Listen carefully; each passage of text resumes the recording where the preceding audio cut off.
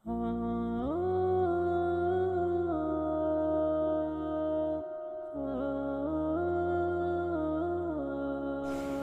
شاگرد اچھا لگتا ہے استاد کی تعلیم کو ڈسکس کرتا؟ اور وہ کبھی ڈسکس کرے تو استاد کو یہ اچھا لگے گا؟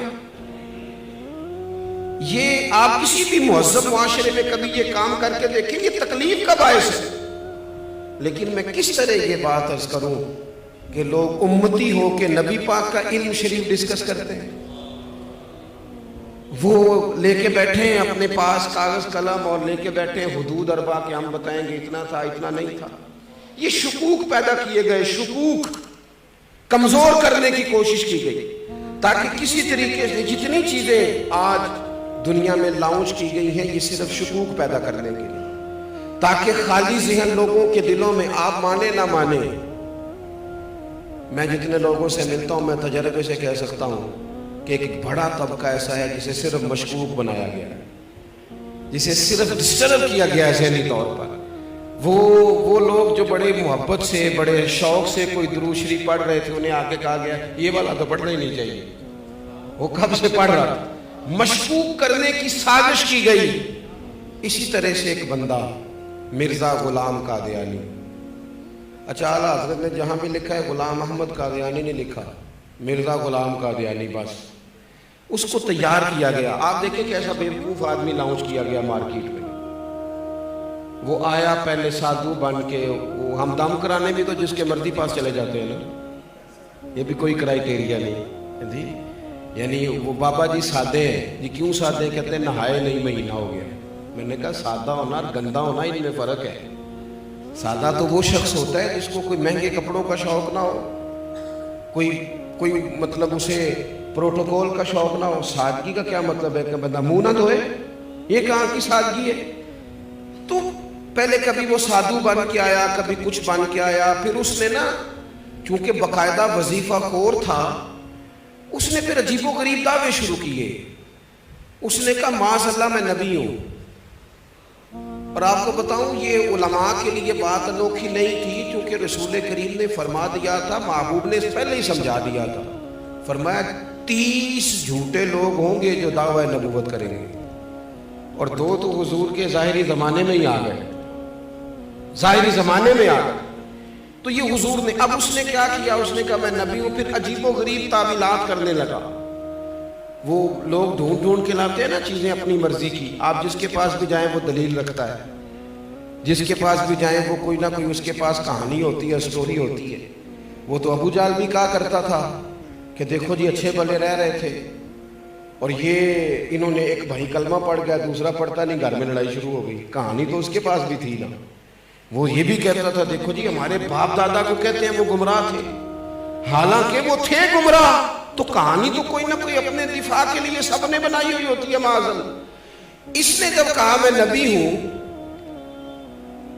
تو وہی لوگ میدان میں آئے جو ہمیشہ آیا کرتے ہیں، وہی لوگ آئے، علماء ربانی جی، مارے کھائیں، جیلیں کاٹی۔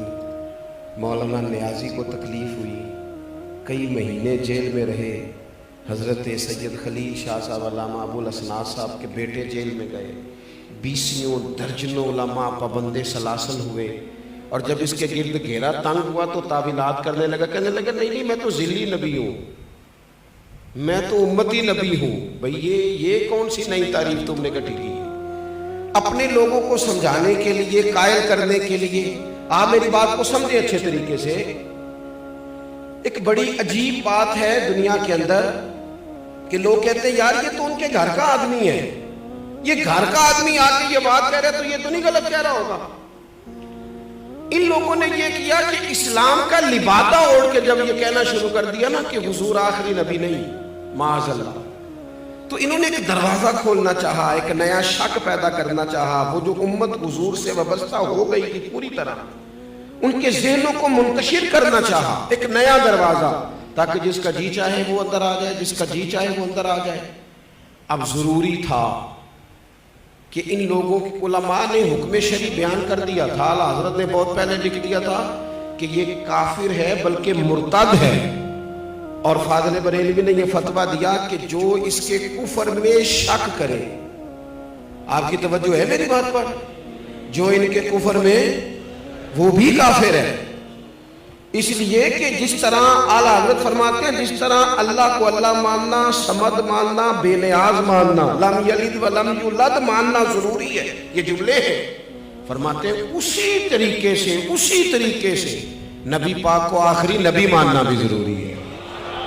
اور جو آیت میں نے قرآن مجید کی پڑھی، ما کان محمد ابا احد من رجالکم ولکن رسول اللہ وخاتم النبیین، فرمایا محمد صلی اللہ تعالی علیہ وسلم مردوں میں سے کسی کے باپ نہیں، ہاں وہ اللہ کے رسول ہیں اور نبیوں میں سب سے آخری ہیں۔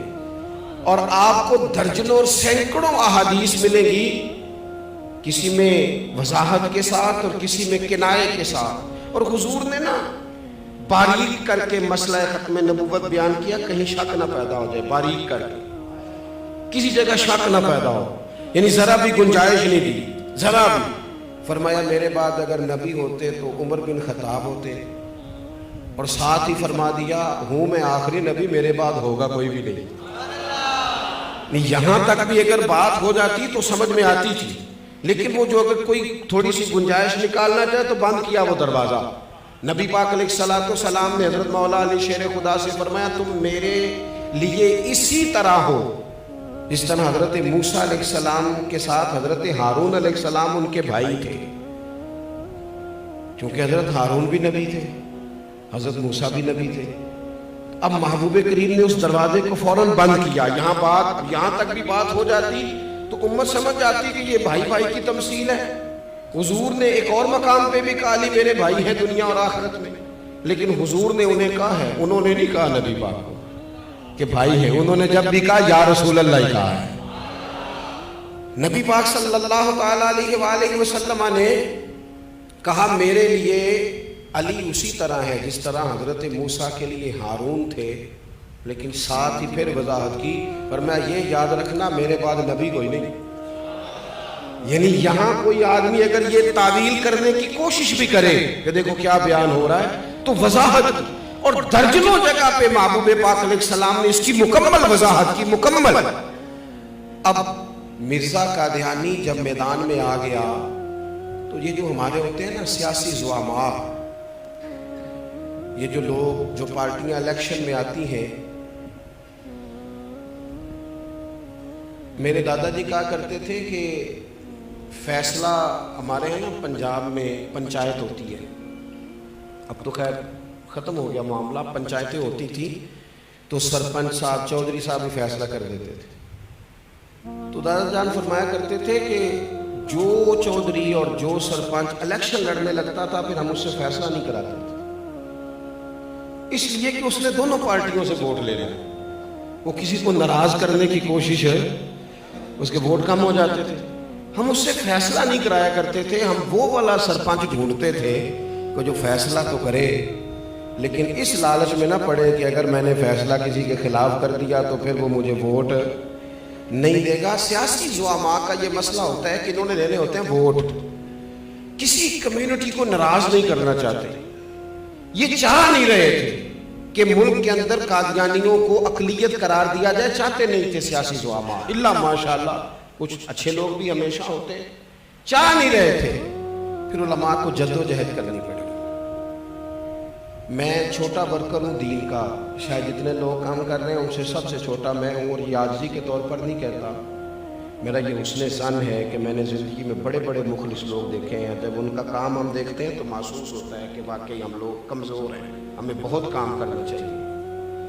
آج بڑے وسائل ہیں، اپنی بات پہنچانا بڑا آسان ہے، لیکن جب پلٹ کے وہ زمانہ دیکھتے ہیں نا جب یہ مشترکہ تھا، ہندوستان پاکستان حکومت انگریز کی تھی اور قادیانی کے خلاف تحریک چلانی تھی، تو کتنی جد و جہد کرنی پڑی اعلیٰ حضرت فاضل بریلوی، کتنی کوشش کرنی پڑی پیر جماعت علی شاہ صاحب کو، اور شہزادے ہیں حضور غوث پاک کے پیر میرے علی شاہ صاحب۔